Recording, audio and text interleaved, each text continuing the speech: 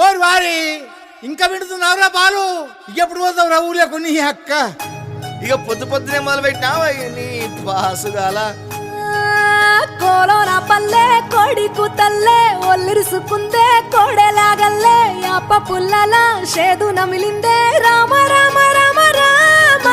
తలకు పోసుకుందే నా నేల తల్లే అలికి పూసుకుందే ముగ్గు సుక్కల్లే సద్ది ముటల్లే సగబెట్టుకుందే బాయి గిర్కన పల్లె